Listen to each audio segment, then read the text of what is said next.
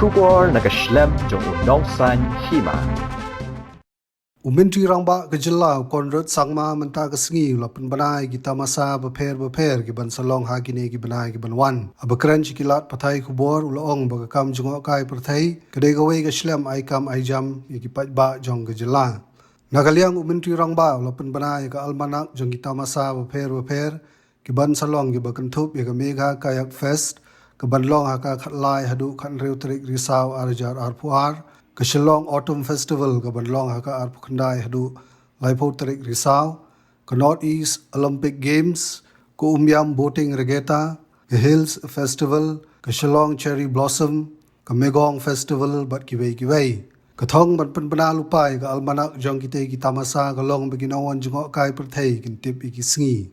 As you are aware that tourism has been one of the main service sector industries, and it has also a huge potential, and we have seen large number of jobs being created through it, and it's also a sector which has the potential of bringing in huge revenue for the people as well as for the state.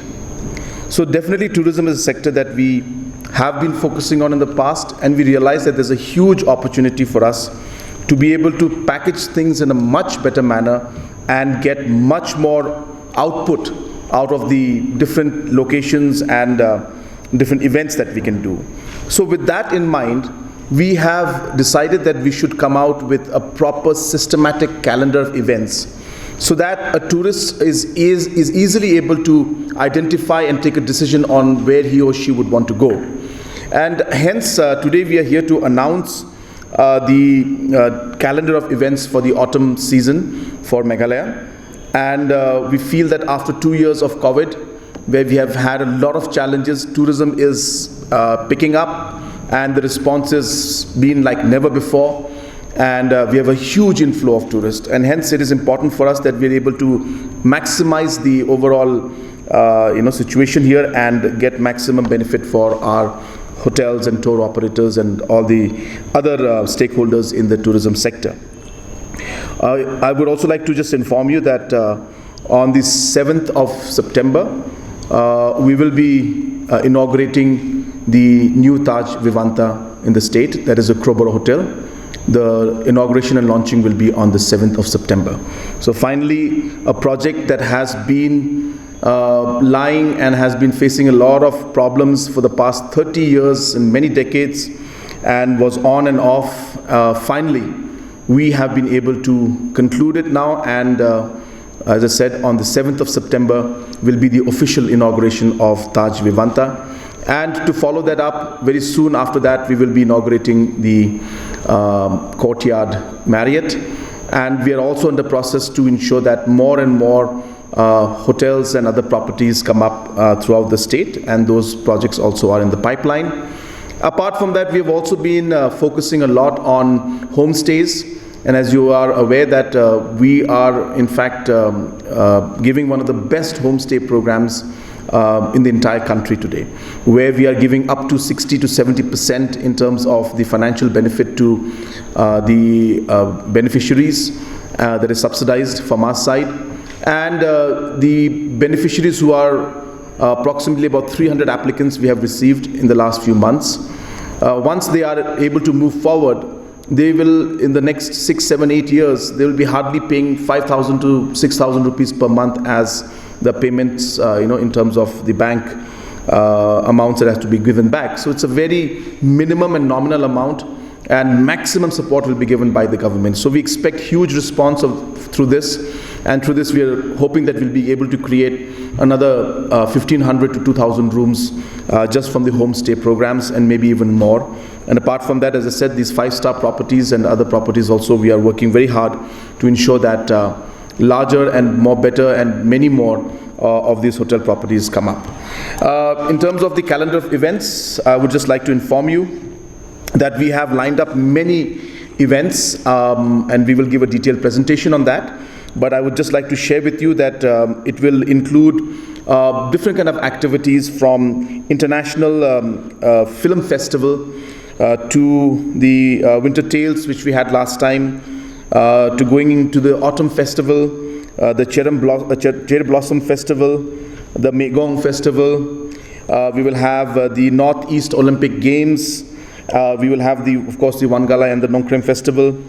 And many such programs will be held. And as I said, we will showcase that to you in a few minutes.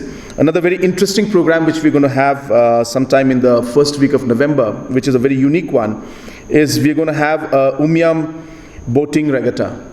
Here we plan to bring in about 50 to 100 boats, and we plan to have different kind of activities related to that. So during that time you'll be finding, normally you find just 1 or 2 boats in Umiam Lake. But here we plan to really make it into a festival and a festive kind of environment. So for the first time, there will be kind of a boating festival on Umiam Lake, and that is going to be in the month of November. We will show that also to you.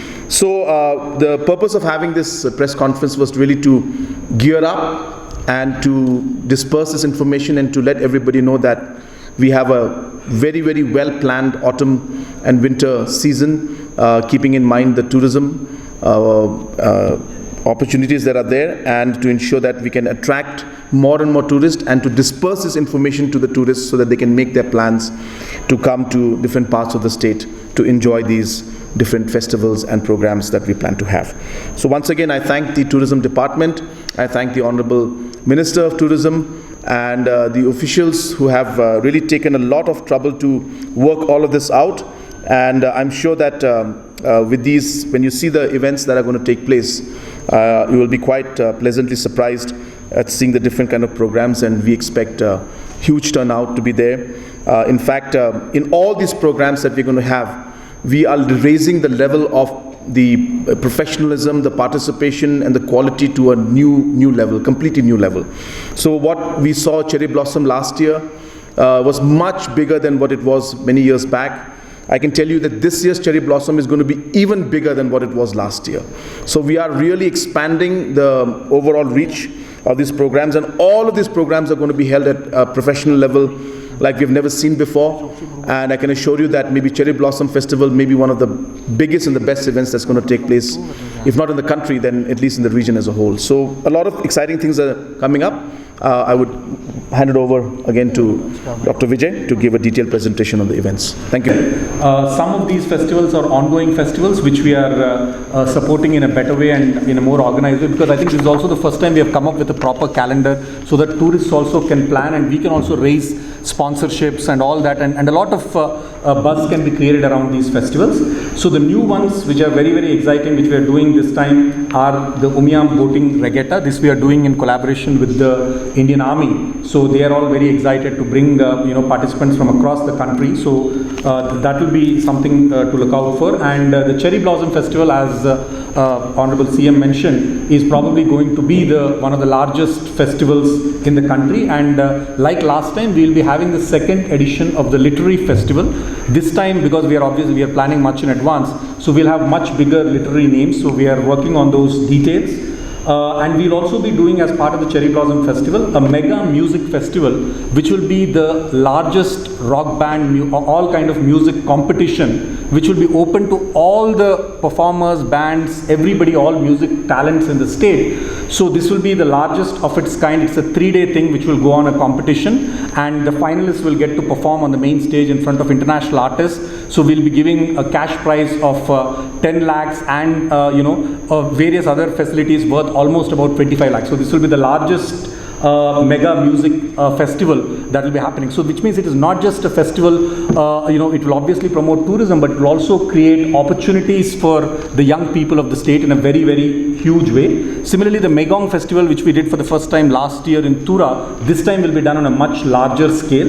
So that also we are making all the detailed arrangements. And finally, I'd like to talk about the Film Festival. So Film Festival again was done sometime pre-COVID. But now again we are trying to do it in a much larger way. We are partnering with the Meghalaya Filmmakers Association, and they are working very hard to kind of put together a wonderful show. The other one, which is from the sports department, is the Northeast Olympic Games. So this is again a very, very important event. In fact, we did a couple of press conferences already on the Northeast Olympic Games. The association members from these states, from all the northeastern states came, and these games will be from 30th October to the 6th of November. It is going to be a huge show. We will have all athletes from Northeast, and we'll also try to get all the medal winning athletes who have won medals in the Commonwealth Games and all also to kind of be there to encourage our young people. So it's all going to be, I think, very festive and very creating this ecosystem for the youth to perform, to showcase their talents, whether it's in sports, whether it's in music, whether it's in art, because the Winter Tales will be more of an art-focused festival. So this is all the lineup of all the festivals. All, as I said, the press release and the poster is there. We'll come up with more content in the coming days, and we'll request all of you, as our Honorable Chief Minister said, to popularize and publicize these.